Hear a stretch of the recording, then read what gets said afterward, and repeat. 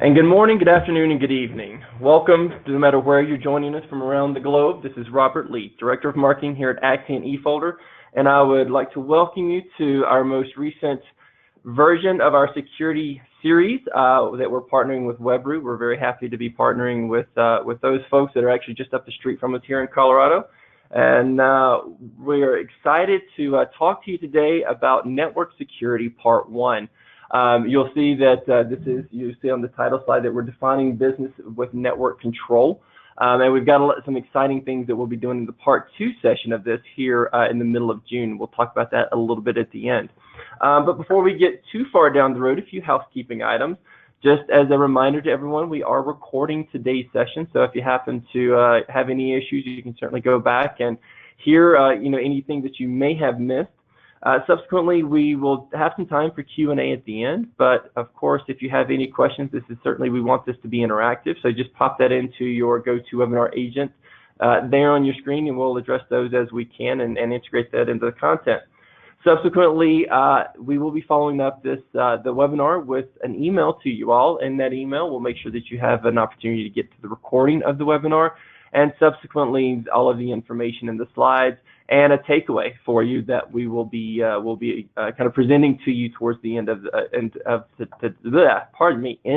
today's deck.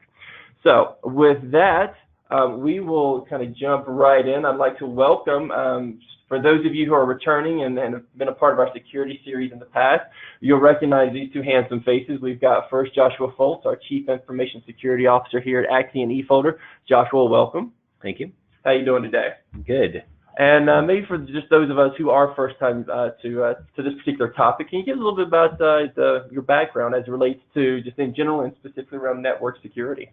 Sure. So I've been with Acxiom eFolder for over 3 years now, more than 15 years in the space, in the security space. So a lot of that's consulting work, security work, things like that. And as far as network security goes, my background, security folks typically have two backgrounds, either a development or a network background. My background is in the networking space, and that is all that security was up until about 10 years ago. So for the most part, a lot of the stuff that we're going to cover today may be old hat for some of the folks on the phone, but we're hoping to add some additional value to that, and then a few additional things that would be of value. Excellent. Thank you so much for coming back. And also, for those of you who may have joined us for our application security webinar a few weeks ago, you might recognize George Anderson from Webroot. George, how are you today, sir? I'm great. I see I've been promoted to a senior threat research analyst. I think that must be Tyler, who was maybe on the last one. Oh, dang out. I knew there was something that I had forgotten on this. So. It makes me smile. Just a little bit like Joshua, I've been probably, that photograph makes me look very young, a little bit older than that now. I'm just realizing it's not old, that photo. Been in IT security since about 1999, mainly actually worked on different sides of the business, worked within a security practice and strategic alliances with a big systems integrator.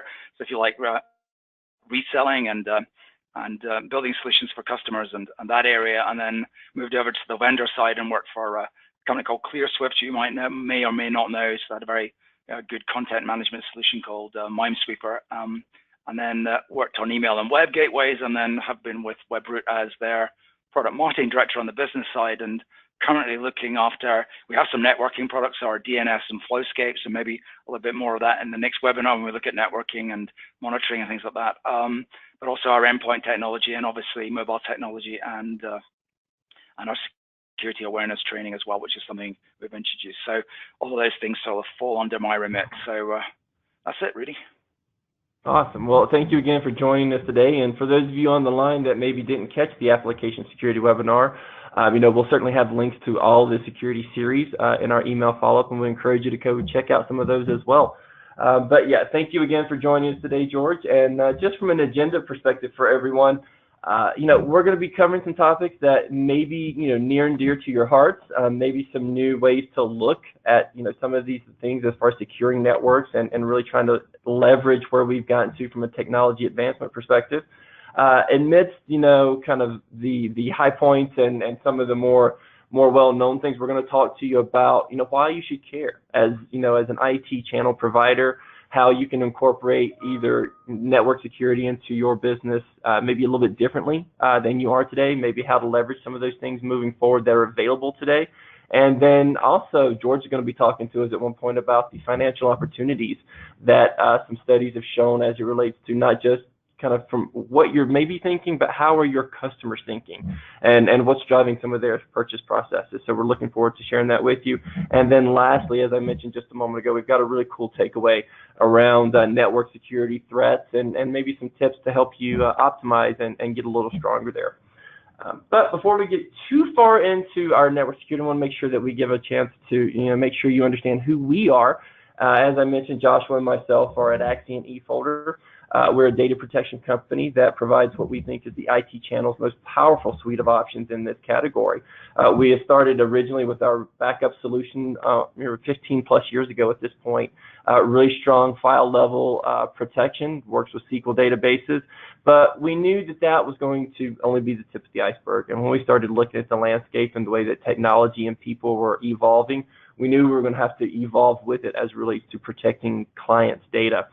We did so with investing in companies and products that we could bring into our own IP and really enhance the layers of options that you have to work with your clients. So we have file sync and share with our Anchor solution. That's really just more than file sync and share. It's a productivity tool, it's a security tool, and it actually has malware insurance built in.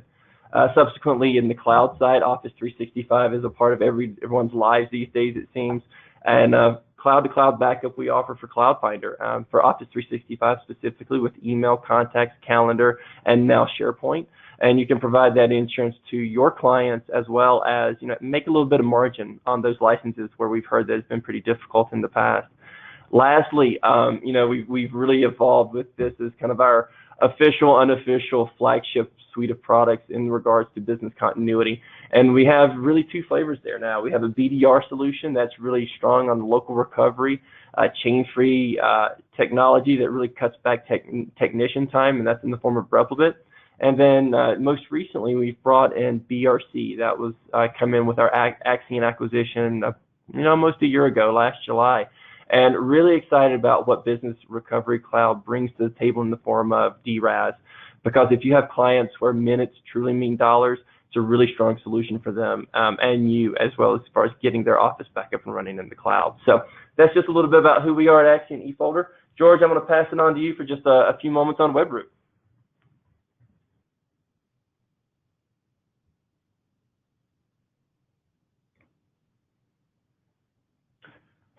George, are you on mute, my friend? I am on mute. There's me talking away on mute. That's always a clever thing to do. So yeah, what I was trying to say was, rather than tell you what's on the slide, just a little bit of background. Webroot. Really, we're sort of three business divisions. We have our business division, which I look after. There's our OEM division, which is our threat intelligence and Bright Cloud division, and that sells, if you like, threat intelligence to about 65 plus other vendors. So network and security vendors building things like IP reputation or URL filtering, whatever it happens to be, into their systems to sort of improve the productivity and security of their systems. And then we've also got a very large consumer business position in the US, usually number one in retail. It's basically, I think it's something over 80% now of the retail market share in the US is Webroot. I think on the business side, which is probably most interesting to our audience, is we're laser focused on, if you like, serving the MSP community. We've been extremely successful there. We've got well over 12,000 MSPs now globally. A lot of them using our endpoint technology because that's, we were sort of first to market with a true machine learning next generation cloud-based solution, if you like. So you maybe don't describe it that way, but that's probably how people would describe it these days. And also, we obviously offer DNS services. We offer security awareness training because that's an area where a lot of our MSPs said they wanted help with. And we are looking at a new network product, which we're actually beta testing with some MSPs at the moment, called Flowscape. There's a little bit of information on our website, but I'll try and cover that in the next presentation. And that's it, Rick. Generally, just a very successful company, Webroot, and very focused on MSPs and trying to help them, be profitable. Awesome. Thanks so much, George. And at this point, I'm going to pass the mic over to Joshua. And Joshua, if you'd be kind enough to, again, for those people who haven't joined us in the past, just kind of walk us through what we're hoping to do with this security series and using the CIS framework to provide a little bit more in-depth information than maybe they're getting out there today. Sure, yeah. So when we talked about putting together these security webinar series, we talked about what is going to provide the most value to our MSPs without being too overwhelming. So we looked at the ISO controls, and there's 240 plus controls, and PCI has 230 or so. And we took a look at the CIS top 20, which is an industry standard. It's a framework that covers a wide breadth of security issues and vulnerabilities, and thought that this might be the best approach. And determined that if we do 20 webinars, one on each different topic, that's going to get pretty dry and pretty uninteresting. So we try to pattern these together from a topical level. So like today we're doing the network security, which covers everything in the purple boxes, and we'll go through each one. And if you download the CIS controls, they're free online. They're available to anyone that's on this call. You'll see that in each of these 20 controls are about 5 to 10 different things to look at. And so we thought that it would provide a lot of value as you're going forward and doing building services for your customers. And we just wanted to make sure everything was covered in detail, if that makes sense. Awesome. Yeah. And that's thank you so much, Joshua, for that overview. And that's going to take us right into vulnerability management. Perfect. So of the different controls, this is one that I'm starting to see MSPs start to incorporate in their program right now. So we're starting to see my team not only manages building secure products and securing our infrastructure, but we have MSP partners reach out on occasion and ask us about security vulnerabilities that they come across. And so I'm starting to see more and more of these vulnerability scans come through. And so the goal here is to give you a little bit of an overview, and it sounds like some of you are already starting to do some of this, and then provide some tips and tricks to kind of take this to a more advanced level. Vulnerability management is something that's quite often referred to as pen testing in the industry, but it's absolutely different, and we'll go into the differences between the two. But when you're out there talking with customers and potential customers and prospects, listen for penetration testing. So when your customer says to you that they want penetration testing or that they're getting penetration testing, quite often it's just vulnerability scanning. And it can be a very simple, easy add-on service, something that can take roughly 20 minutes a month out of your time to run a scan, and then maybe another hour to read through those findings and provide something of value to your client. It also helps you as an MSP kind of keep your systems and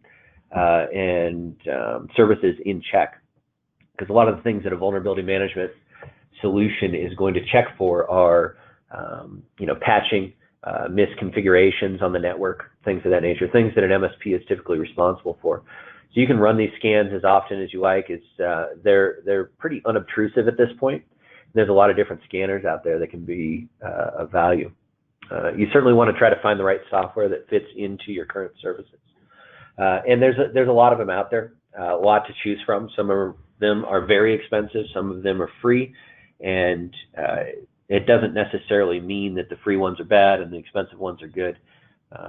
There's some very good ones out there that are pretty good. So there's different things you can focus on. One is freeware, shareware limited. There's some of the bigger vulnerability scan providers like Rapid7 and Nessus offer a limited version of their vulnerability scanning software for a lower price or for free. It just means it doesn't get the updates as fast. It's not bleeding edge. So when you have vulnerabilities like the VPN filter come out or something like that, it's not going to catch those right away. You have to wait for some plugin updates. Some of the freeware ones and shareware ones, you run into problems with false positives, and that's something that we'll talk about in a little more detail. And so it could end up being more work from a body perspective or a time perspective, what you're paying your people to do, than some of the ones that you pay for. Several of these are MSP focused, so that might be something that you're looking for, something that fits well into your environment, something where you can manage a lot of different customers in a single interface and provide very customized reports, something where you put your own logo on it and make it look like a custom report, things like that. So you want to choose something that works for you, and there's lots of free demos out there, things of that nature. One of the biggest challenges behind vulnerability management is the remediation piece. So these things come back with a ton of different findings, a ton of different security vulnerabilities that it's identified. And I would say typically on average, somewhere around 70 to 80% are actual risks. So it's a combination of false positives and misunderstandings by the software. And then how do you get all these things fixed? So one, you have to determine whether something's actually real or not. And you can add on, give you an example, Rapid7 has a free product, or you can buy an enterprise product called Metasploit that will do some penetration testing or some validation for you. And you can usually bolt this onto some of the more common vulnerability scanning softwares out there. So it can be a really easy way to sort through what's real and what's not. If Metasploit's able to exploit something, then it's absolutely real because it's just hacked into an environment that you're in control of. And then you want to create some sort of deliverable that you can give to your clients. So the idea is to create something of value that you can provide to them, and then they in turn can use this, to show value to their employees or their customers, things like that, depending on their line of business. Let's go to the next slide real quick. Okay. So one of the things that I like to do, if you look at the very bottom of this list, I don't know how many of you are familiar with this, but in PCI environments, there is a requirement that ASV scanning has to take place. And if you're not familiar with that term, I don't remember what it stands for. You can look it up. But ASV scanning is ultimately just a vulnerability scan from a reputable service. And so you can provide these scans to smaller companies that have to meet PCI at a very good price, and they have to do it. It's a requirement. So if you can provide a deliverable that's customized, that minimizes false positives, I think there's a certification process to become an ASV provider, but that might be a quick win for several MSPs that are okay spending some money up front just to get the certification. When you're doing these scans, you want to make sure that you're looking at everything that needs to be looked at. So internal and external scanning provides you context, and that's important. So if you have a vulnerability that's in one of your customer environments and it shows up on an internal scan and not an external scan, then you know that it's not as vulnerable from, hacking from a Russian entity across the world, but it would be vulnerable to an internal threat, say a disgruntled employee, or someone who's gained an internal foothold, either through hacking or through malware or something of that nature. So it gives you context as to what's important and what's less important or what's critical, and gives you the ability to determine timing on vulnerabilities, especially when you first get started. You may run the first scan in an environment that's never been scanned before and come back with 100 different vulnerabilities. So which ones do you deal with first? Which ones are more critical? They all look kind of bad, and understanding how to do that. False positives, as I mentioned, are a very big deal. It's you don't want to find yourself in a position where you're embarrassed by you presented this report to a customer. They see this big red vulnerability that looks super terrible and basically says that anybody on the internet can hack their environment, and come to find out it's just a false positive. It's the scanner misunderstanding what it's seeing. And so there's different ways to do that. One, understand these vulnerabilities, and most of these tools will allow you to remove a false positive from the report. So you typically go in and you say, I exclude this, or mark it as a false positive or something like that. It won't show up in the report that you present. And then you can approve either things by system, by vulnerability, or for an entire environment. So let's say you have an environment where the scanner seems to think there's an SMB vulnerability, and you went and you took a look, and the vulnerability, the patches are there. The scanner is misunderstanding the version of the software that's running. You can hide that for the entire environment. So the customer never sees that false positive. You don't create any chicken with the head cut off situations, and you're just providing value to your customer. Okay. And like I said, those pen testing tools can be super useful there too. Okay, and we've had quite a few questions come in on this topic. We knew, I think, vulnerability management was going to be one of the more popular of the bunch. I mean, George, if you've got anything to share, please, certainly chime in. A couple of questions that have come in, and not unsurprised. Abdel is curious, Joshua, what software are you using for vulnerability management? I know you mentioned Rapid7 a couple of instances. Is that something we use internally, or is that just something that you're fond of? So so I'll give you a perspective from a consultant perspective and what we're doing at eFolder. So at eFolder, we try to kind of cycle through these different vulnerability scanners on a regular basis. Okay. So what'll happen is every scanner takes a different approach to finding network vulnerabilities. So we start with one scanner. We'll use it for about a year and a half. Once things start settling down and we're getting far less results, then we'll switch vendors. And we do that to keep things going. And then we'll couple 2 or 3 scanners at a time. And we have a pretty significant sized security department. We can do things like that. We can focus a lot on this. We're concerned about the fact that we're managing all the MSP's data. So we want to be extra careful and make sure there's nothing we're missing because we bought a provider that has a gap or isn't looking at something the right way. And then, from a consultant perspective, you pick one that is familiar to you. Some of these are super easy. Nessus is a pretty good one, and it's familiar in the federal space. So if you have a lot of federal customers and you provide them a Nessus report, then they can take that to their auditors, and their auditors aren't going to question it. But if you provide them an F-Secure report or something that they haven't seen before, there might be some back and forth, some questions around how good the scanner is. And so you want to keep all that kind of stuff in mind. But for the most part, most of the big industry ones like Rapid7, Nessus, N-Circle got bought by someone, I don't remember who it was. Those are pretty good, but they also have a price tag with them. Some of the free ones are good as a supportive technology or something to use as a regular technology, but you got to be aware of some of the false positives. Okay. Things like that. All right. And we had a question come in from another George, and curious about Josh. You mentioned putting something like this in place was about an hour and a half per month per client. About a half an hour running the scan, maybe spending an hour looking it over. George is wondering, is that something that can be monetized? Is that something that could be seen as a value, either, I guess, from an ad hoc or maybe even put in part of a solution stack? But is this something that clients should be willing to pay for? Oh, absolutely, yeah. So like I said at the beginning, listen for the term penetration test. A lot of security companies are providing vulnerability scans as penetration tests. And there is a big difference. So you might want to educate your customers and clarify what exactly they're looking for. But the goal is, a lot of companies out there realize that there's security vulnerabilities. They want to know if they have them, and they want to be notified that they've been fixed and things like that. So absolutely charge for these. Customers will pay for them. Depending on the size of the customer, it might depend on how much effort you put into them and what kind of package you want to offer. If you're just printing off a report straight from a tool, you can do that pretty inexpensively. Okay. So bundle in the cost of the software, your employees' time, and then the time to vet out those vulnerabilities and things of that nature.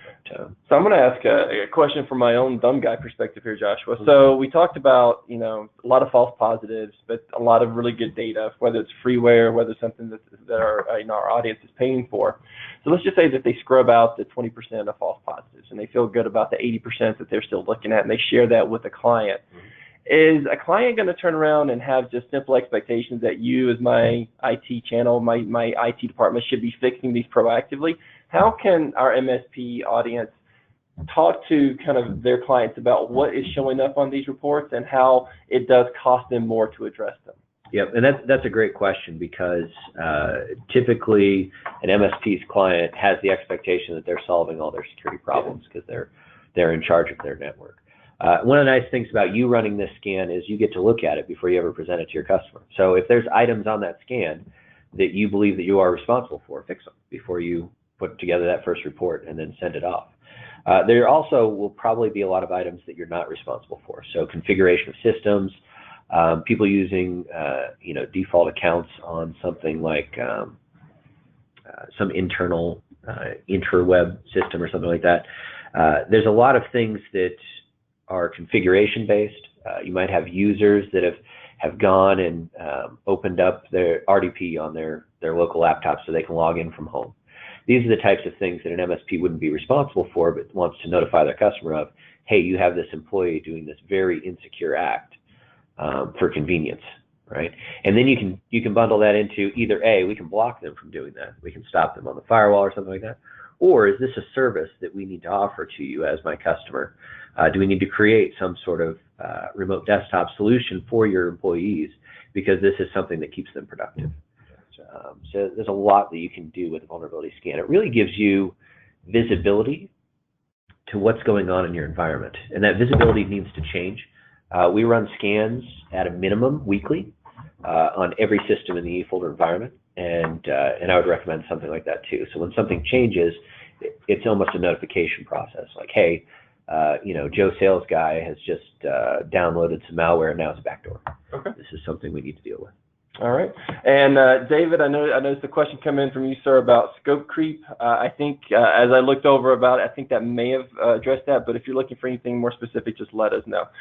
With that, George, we're going to definitely put you back to the mic and talk to us a little about the secure configuration. I'll do that. A quick comment on the last one.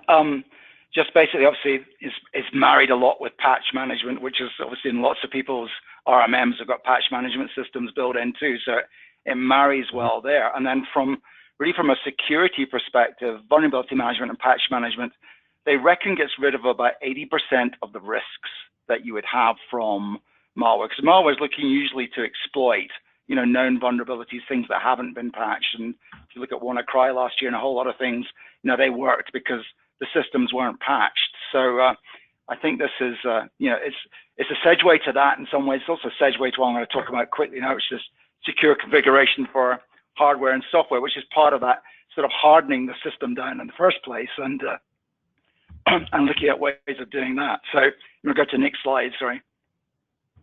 Next slide. Okay. Yeah. It's changed. Okay.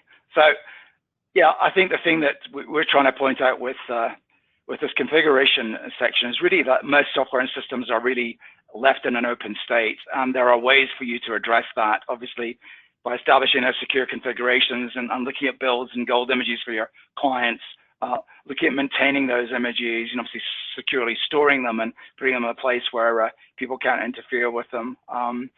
And, obviously, looking then at ways of being more easy to deploy things using configuration management tools, which I'll mention a little bit later. And also you can automate that as well, which is in configuration monitoring systems as well, sort of adds into that. So again, within that Government Center for Internet Security framework that we're talking about here, they give lots of guidance about how you should maintain documented standard computer signatures.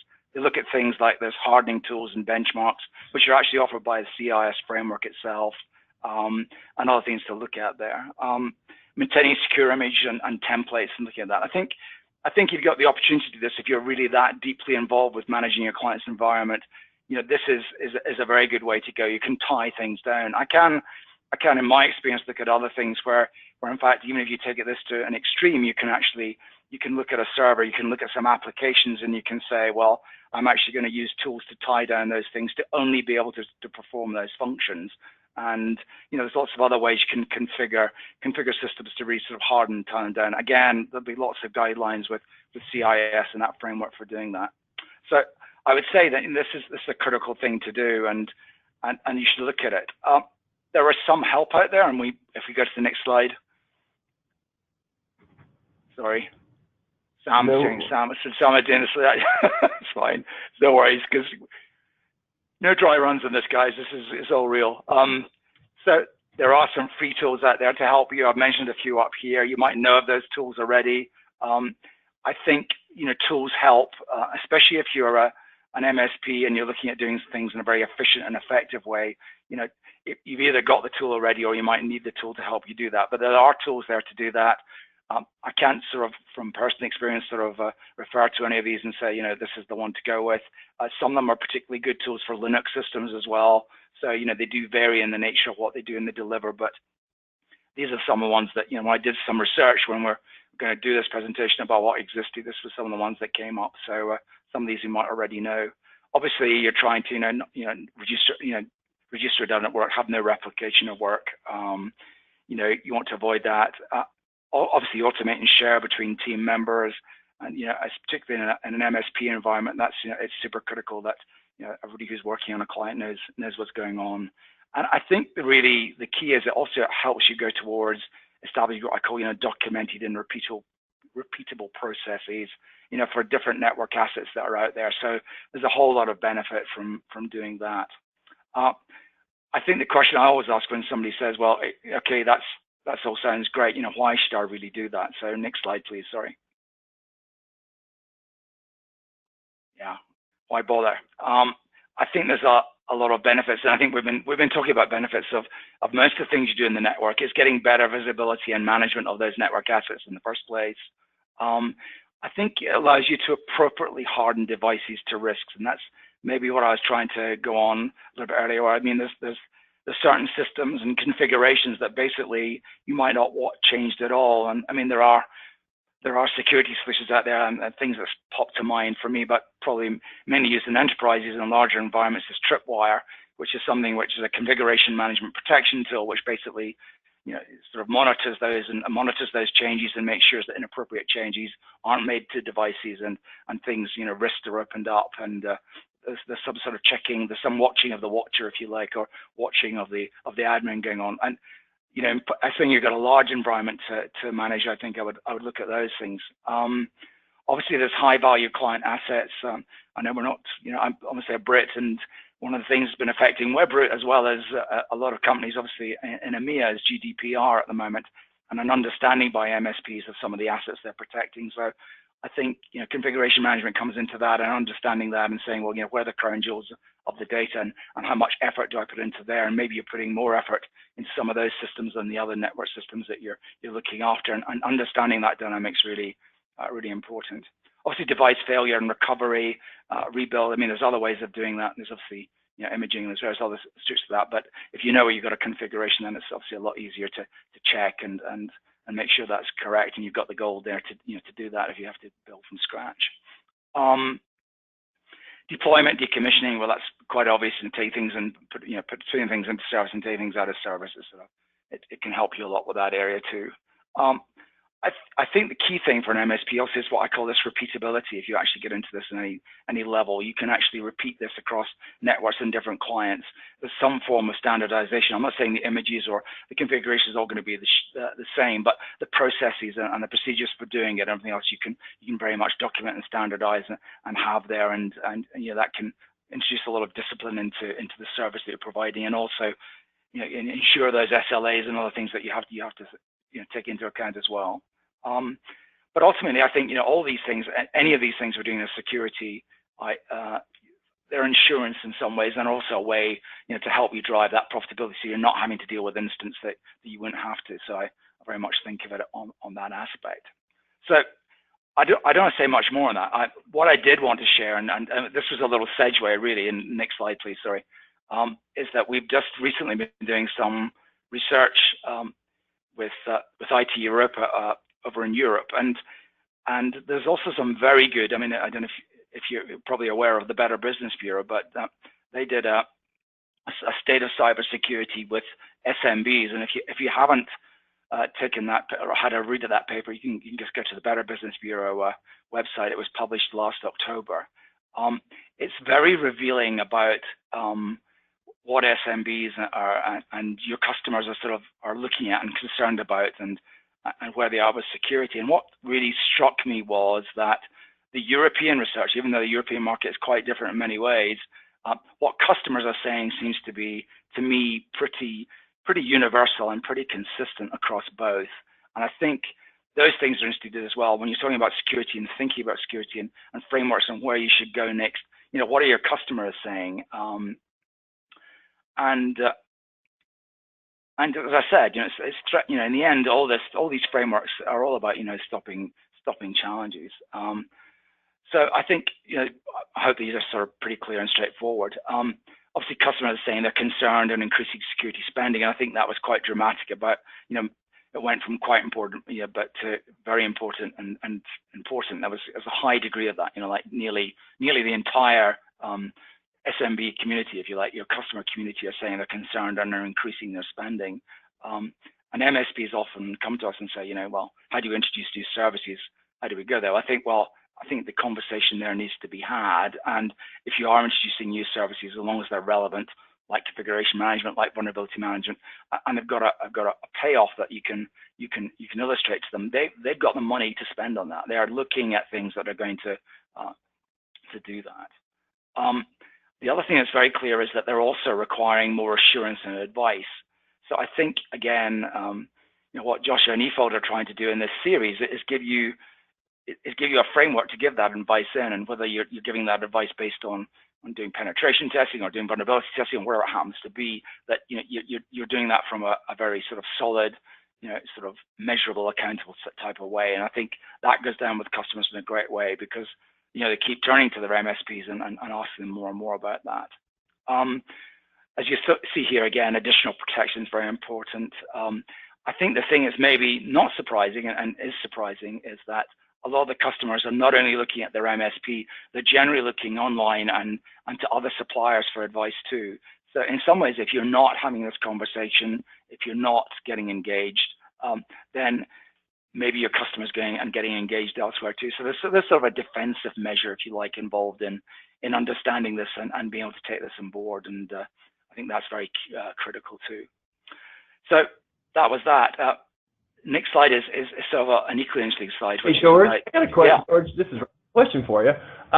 So just kind of on the results here, and it's obviously great to see that obviously cybersecurity is becoming more pronounced both here domestically and around the globe.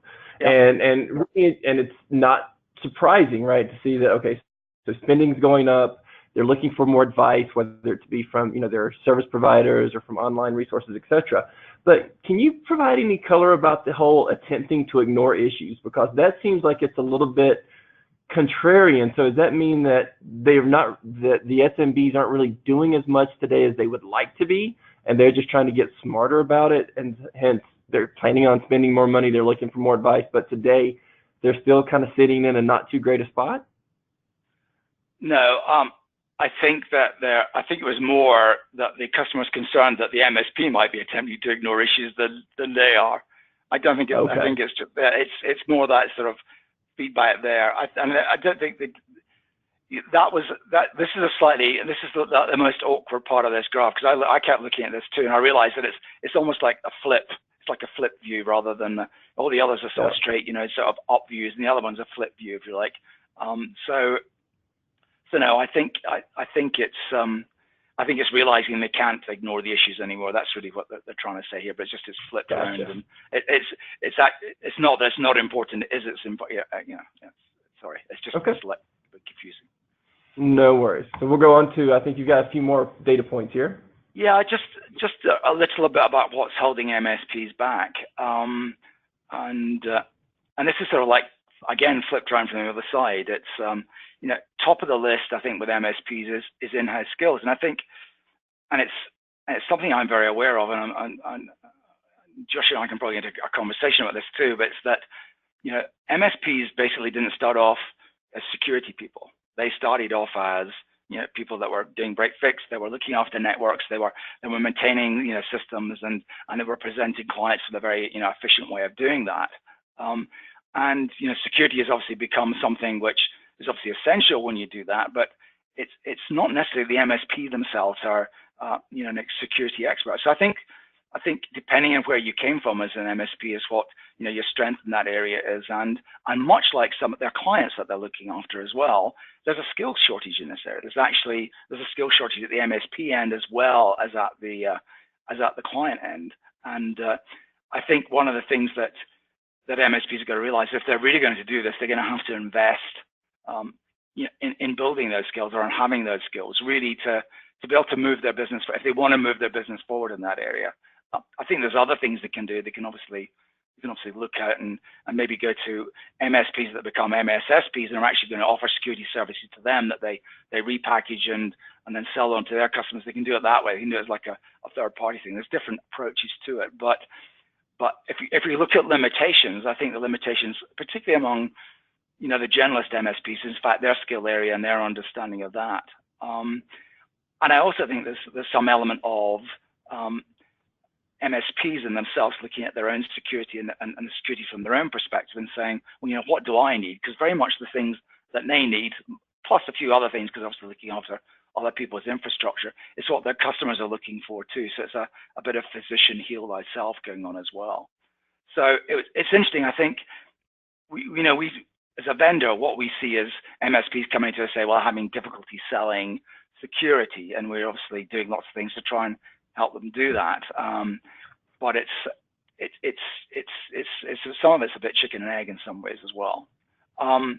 Other things that came back here was finding the right products and services, and that's really finding things that, you know, will integrate with what you've already got, you know, can come into the systems you have, can provide the automation and can provide the cost reduction. There's lots of great technology out there, but it's not necessarily great in a managed services perspective, and I think that's some challenge. And, you know, so it's something we particularly address because we're focused here, but it's not maybe the focus of other vendors, if you like, or other things. In-house skills, you can see here, came out high, and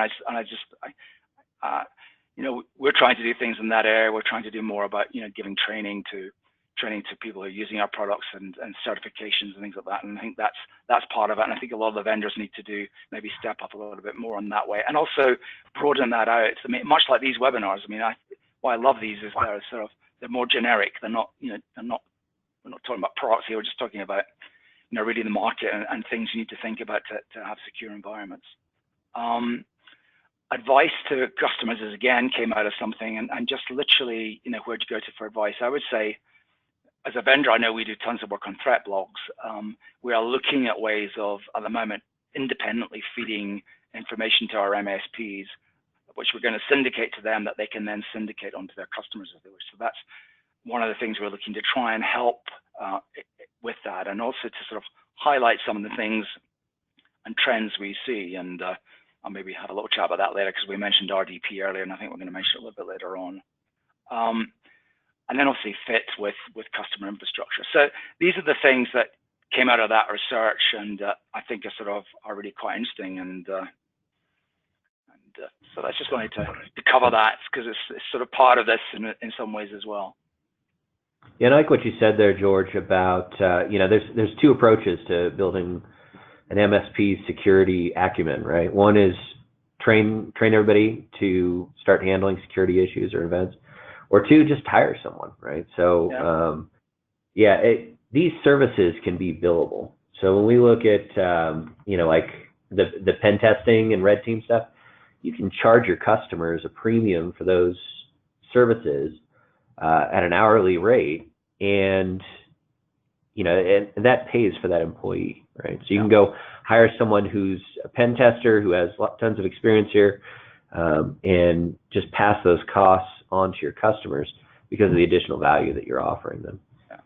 I mean, we just see so many. I mean, we discuss as MSPs, but MSPs are, you know, there's a whole variety of different organizations that call themselves MSPs and what they do and what they deliver. And I got to admit, we've seen, you know, I've seen some extraordinarily sophisticated MSPs that, you know, they have an MSP business and they actually have a separate, you know, completely professional, fully pen testing, fully CIS trained, you know, security practice, if you like, sitting on the side of that, that's doing everything in the way of security that they're using not only in their own MSP business, but they're using to resell out, and they're using just generally to resell out, if you like, to other customers that maybe not even be under managed services, nothing to do with that. And there's that sort of, you know, MSPs that are building knocks and socks and going down that way and sort of and treating it that way.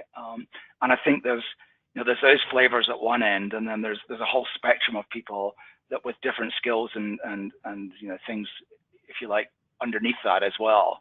And it's tough. It's not easy.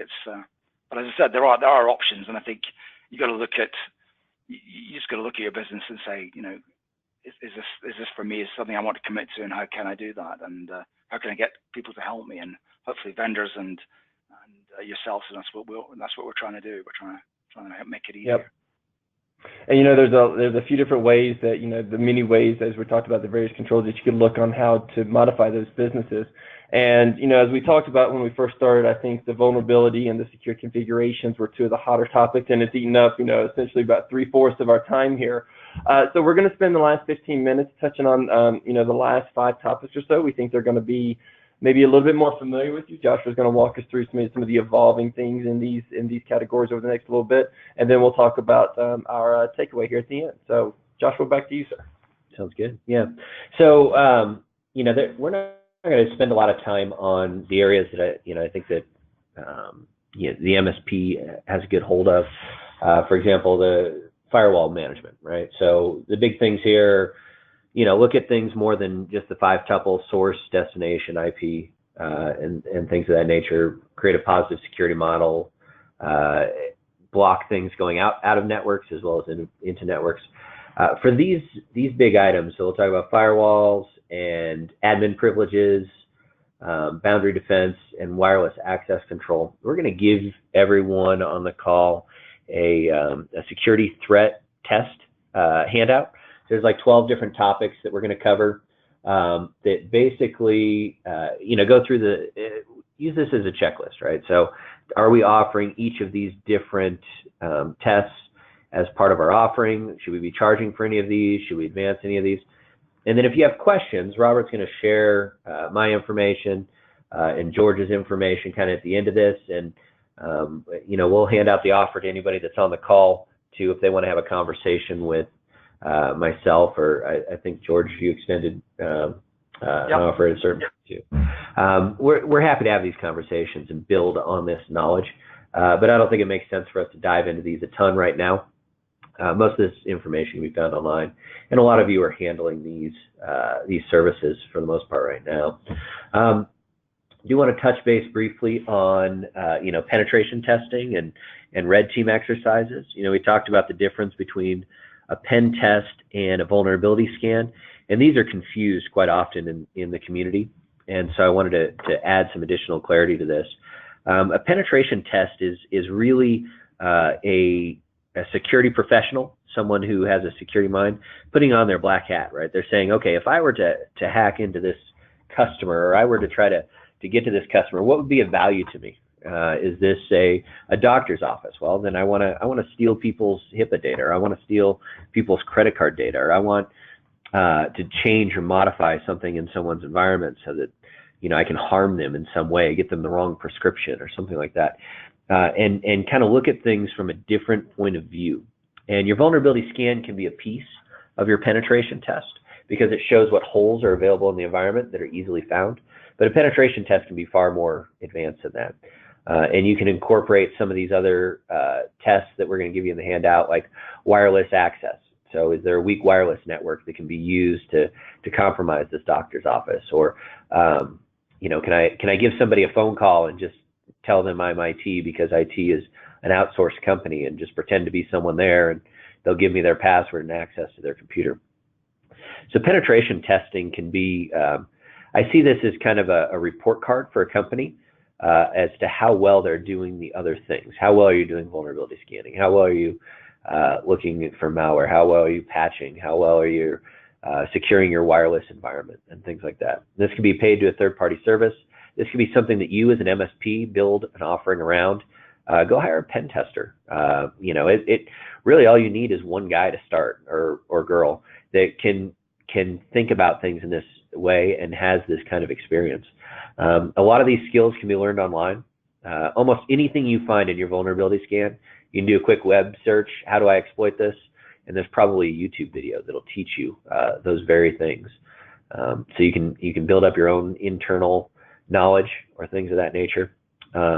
Kali, just because you have Kali doesn't make you a pen tester, but it is a valuable tool when it comes to penetration testing. For those of you that don't know, Kali is a pre-built Linux environment that has a lot of penetration testing tools that a pen tester would use. Super easy to install. You can even save it. If you still have a laptop with a disk drive on it, you can save it to a disk and boot off that disk drive and play around to your heart's content, things like that. And then there's a big difference between a pen test and a red team exercise. So red team exercises are designed to be more of an interactive event. So the idea is that you have pen testers, you have security admins, and they're kind of working together to find holes and fix them at the same time. This could be tabletop testing, where you're like, okay, well, we just got breached. Somebody clicked on this phishing link, and they have downloaded malware, and the malware is encrypting files. What do we do? And then you walk through the steps of what to do. You make sure that you have those procedures in place, and you have the right controls in place, and you have your notification templates ready and things like that. They could be more fun too. So we had, when I was at consulting, we had one of our employees going through a red team exercise as a consultant, and he realized that the data center in this office building didn't have walls that went to the ceiling. So it had one of these drop tile ceilings in it, and he decided that during the pen testing exercise, he was going to crawl up into the ceiling from the conference room we were in and crawl across to the data center and just hop down in there. Well, he starts crawling across the ceiling, and this is a big environment. There's probably 1,000 employees. There's a big call center going on, and he falls through the drop tile ceiling 2 floors, breaks a desk in half when he hits the ground. And we talked to the CISO of that environment after we were done. He said that's the greatest thing that ever could have happened in that place, because everyone is thinking about security now and who's coming into the building, who's leaving the building, and stuff like that. So you can get creative with these things, but take that approach. What is someone who wants to do damage to my customer going to do? What approaches are they going to take? And then test them out, see how well the defenses are and how they exist. Or how strong their drop ceiling is. Exactly, yes. Very nice. And Josh, I just wanted to point out, so early on when you were talking about vulnerability management, you said that it's different from pen testing. So it seems like this is all kind of layering on top of one another as it relates to this interactive piece. So you have the vulnerability testing, that's just kind of a scan of the environment. Mm-hmm. You have the penetration testing that's been trying to get into the holes and cracks that you may have found. And then the red team exercise is more interactive with the actual client side and working with them to create, to see what would happen if their employees could fall, and kind of more interactive between the MSP and the client in that regard. Yeah, a great example of red team exercise would be, you can go online to PhishMe as an example, or there's lots of different great phishing solutions, and you can run a test against a group of email addresses and see who clicks on it. And then that's... He says here. Sorry. I'm just thinking, we offer a free phishing simulator trial for 30 days. All right, forget that I said PhishMe. We'll talk about Webroot.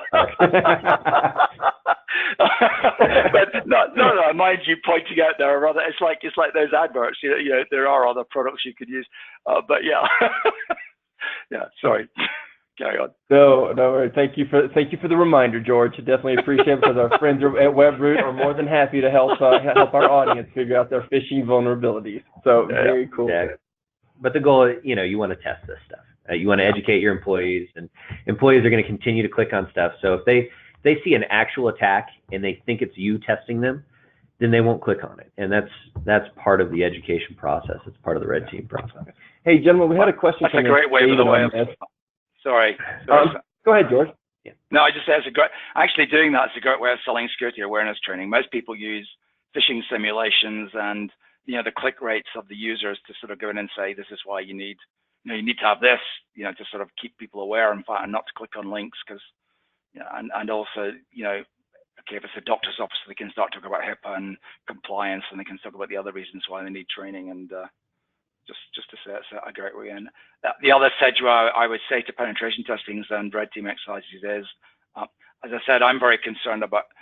I've just had 2 MSPs, very large MSPs, broken into this weekend, and some bad damage done who happen to be clients of Webroot that we've been helping out. And I'm very much for, physician heal thyself. I think, if you're going to be if you're securing people's environments, you want to make sure you're secure yourself. So, in fact, some of the ways of exploring some of these things is maybe to do these things against yourself as well, and make sure that you're a little bit whiter than white before you start worrying about your clients as well. Sorry, and that was it. Oh, thanks. I appreciate that added, George. We did have a question coming from David, who was asking, how important is it to outsource to a local firm, not recommended for us as an MSP to run? ? Yeah, so these are just options, right? So, you could create a partnership with a local security firm to do these things, or build it out internally. The biggest thing here is you want some expertise there. So if you're new to security and you're new to vulnerability scanning and pen testing, then a penetration test by you is probably not going to be as valuable as someone who's been doing this for 20 years. And went to jail as a teenager because they were poking around at things, right? So those guys, it takes a little while to build up that skill set. And so whoever's doing pen tests should have that skill set. And then you can learn from it. So if you work with a local firm, maybe you do that for a time in a season until you're able to build up your internal knowledge or build a more substantial partnership with that company or something like that. So lots of different ways to build this. And you're reinforcing that trusted advisor thing, which I think is what customers are looking for. It's very clear they're looking for, that advice. And if you're going in there and, you're doing, even if you're doing it with a third party and you're walking in there and you're saying, look, these are the results, and almost like the third party explains what the significance of the results are, that's a lot of reinforcement about why pointing them on things they should be doing and they need to be doing to make that environment secure. So I think it's, whatever way you do it, it's a win. Yeah, you can get real creative with this too. Let's say you're going head to head with another MSP, that's already in place and providing these services. Maybe you sell them a pen test and show them the holes in their current environment and talk to them about what you would offer as a more advanced MSP that has a security mindset, something like that. So there's a lot of different ways to go about this. I'm starting to see, Joshua, maybe we might want to add one more episode of this series about how to sell these security services, because I think you're tapping on some interesting things about the position of confidence, and a position of awareness, and most importantly, how can they sell these types of services. So you and I might need to talk about that a little bit offline and maybe bring something else to the audience. But I did want to, we are coming up on the top of the hour, just to reiterate that we're going to have this takeaway for you, these, top 12 security threats test and some potential tips for optimization that will be available in the email communication that we send out to everyone, which will also include all the slides here today. We did jump around some at the end on some of the more on topics we feel like you're a little bit more in tune with, but that information will also be included just as a reminder and kind of the topics around boundary defenses, controlled administrative privileges, etc. But we will also be including the takeaway that you're looking at here on the screen as well as a link to the recording should you want to share this episode of security and network security with anyone on your team. Lastly, we'll offer the ability, we've got a couple more questions coming in. I'm going to put Joshua and George's contact information up on the screen as those questions come in as well. If you have any thoughts about any of the information that they've shared, please reach out, specifically, of course, around the data protection suite that we have here at eFolder, and then, of course, the Webroot solutions that George has spoken to as well today. Gentlemen, we've had a couple of questions come in. What are typical, oh, never mind, Joshua's already talked about it. They did say, a question came in about what's typical pricing for pen type services, penetration type services, and Joshua, you want to share what you've provided here? Yeah, so, and it's been a little while since I've been in the consulting space, but at the time, this was probably 3-4 years ago, security VARs were charging $150 to $200 an hour for penetration testing services. So if you work that out, you can hire some pretty talented pen testers to provide those services and still make some pretty good margin. Okay, wonderful. And Chuck, I appreciate your comments on, I think that's a confirmation that maybe selling security services might be a worthwhile endeavor that we could add on to this series. So I appreciate that, and we'll definitely keep everyone abreast as that continues to evolve. And I believe that brings us both to the top of the hour and the end of our question list. So I want to thank everyone for joining us today, most importantly, of course, the audience. But Joshua, George, thank you both for bringing your expertise and all the information as well as good stories along the way. Great. And folks, again, please reach out to us if you have any questions. We'll be in touch with all the content from today's webinar, and I hope everyone has a great rest of your Thursday. Have a great one. We'll see you next time.